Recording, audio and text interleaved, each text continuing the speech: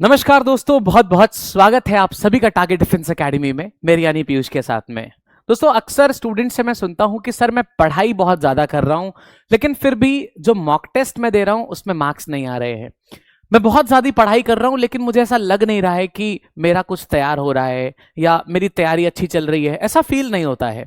जबकि उनका जो स्टडी टाइम देखा गया वो 8 से 10 घंटे देखा गया, और जो कोचिंग में पढ़ रहे हैं उनका टाइम देखा गया 12 से 13 घंटे। फिर भी 12 से 13 घंटे पढ़ने के बाद भी उनको असर नहीं दिख रहा है। वहीं अगर हम एक टॉपर की बात करें और एक स्मार्ट स्टडी की बात करें तो बच्चे कुछ टाइम ही पढ़ते हैं लेकिन उसमें असर दिखने लग जाता है। अभी यहीं से जन्म होता है दो इंपॉर्टेंट बातों का, एक है स्टडी और दूसरा है प्रिपेयर। स्टडी यानी कि पढ़ाई और प्रिपेयर यानी कि तैयारी। आप इन दोनों वर्ड से रूबरू होंगे, लेकिन इसका एग्जैक्टली में क्या अंतर है और आपकी पढ़ाई में इसका क्या असर देखा जा सकता है, चलिए इस पर बात करते हैं। सबसे पहली बात कर लेते हैं स्टडी। जो मोस्टली स्टूडेंट्स होते हैं वो स्टडी के कॉन्टेक्स्ट में बहुत ज्यादा अपना दिमाग दौड़ाते रहते हैं। जैसे समझिएगा, सबसे पहली बात कर लेते हैं स्टडी क्या है, और आप स्टडी कर रहे हैं कि पढ़ाई, इस चीज को जानना इंपॉर्टेंट है।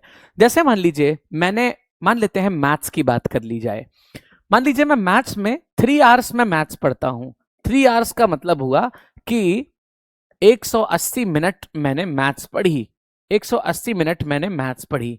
अब इस 180 मिनट में यानी 3 घंटे में मैंने कुल सवाल लगाए लगभग, मान लीजिए मैंने सवाल लगाए 30 क्वेश्चंस मैंने लगाए 3 घंटे में, मैंने पढ़ाई करी थी।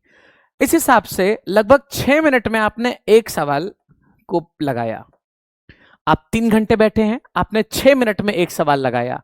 इस तरीके से आप पढ़ रहे होते हैं। आपको लगेगा तो कि आपने पढ़ाई करी है, लेकिन ये किसी काम का नहीं है। अब देखिए, अगर आपने 30 सवाल लगाया तो महीने में आप कितना सवाल लगाते हैं? 900।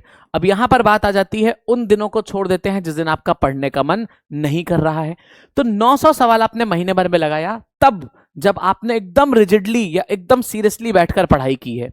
अब इस तरीके से आपने स्टडी किया था, लेकिन इस बात से एग्जाम क्वालिफाई नहीं होने वाला है, क्योंकि इतने ही सवाल लगाकर आपका कोई भला नहीं होगा। अब समझिएगा प्रिपेयर क्या होता है।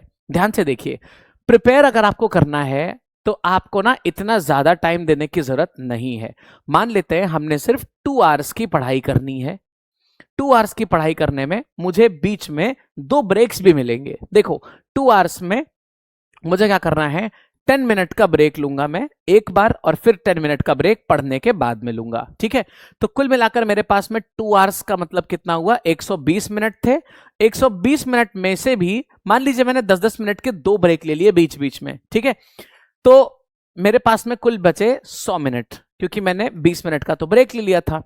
अब इस 100 मिनट को मुझे कैसे फोकस रखना है, ध्यान से समझिए। 100 मिनट में मैं पहले ही टारगेट ले लूंगा। मान लीजिए एक ऐसा चैप्टर है मैथ्स का जिसके सवाल लगाने में मुझे 3 मिनट लगता है एक क्वेश्चन लगाने में, अगर मैं जल्दी लगाऊं तो मैं क्या करूंगा? 3 मिनट में एक क्वेश्चन लग सकता है। मैं अपना टारगेट रखूंगा कि मुझे 2 मिनट में एक सवाल लगाना है, यानी 100 मिनट में मैं 50 सवाल लगाऊंगा। कितने क्वेश्चंस? 50 क्वेश्चंस लगाने का मैं टारगेट लेकर चलूंगा। जब मैं 50 का टारगेट लेकर चलूंगा तो मैं 45 सवाल लगाकर लगभग, या पहले शुरुआती दौर में 40 क्वेश्चंस मैं लगा लूंगा। अब देखिए इसमें अंतर क्या आ रहा है। आपका समय कितना लगा? 120 मिनट का। 120 मिनट में भी आपने 10-10 मिनट के 2 गैप्स भी ले लिए, 2 ब्रेक भी ले लिए, तो थकावट नहीं आई। तो ये जो 100 मिनट होंगे ना आपके पास में, 2 घंटे में से 20 मिनट को हटा देते हैं, 100 मिनट जो होंगे इसमें आप अपना मैक्सिमम आउटपुट दे पाएंगे।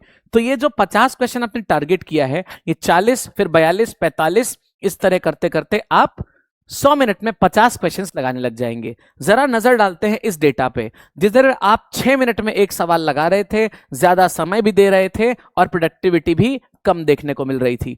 यहां पर बात करिए, अगर आपने कम समय भी दिया है, ज्यादा सवाल भी ले लिया और प्रोडक्टिविटी भी ज्यादा है, क्योंकि बीच बीच में 10-10 मिनट के गैप्स भी ले लिए। यहीं पर प्रिपरेशन वर्ड का जन्म होता है। समझिए, जब आप कभी भी टाइम पर बेस्ड होकर सवाल ना प्रैक्टिस करें तो उस टाइम पर आप स्टडी कर रहे होते हैं।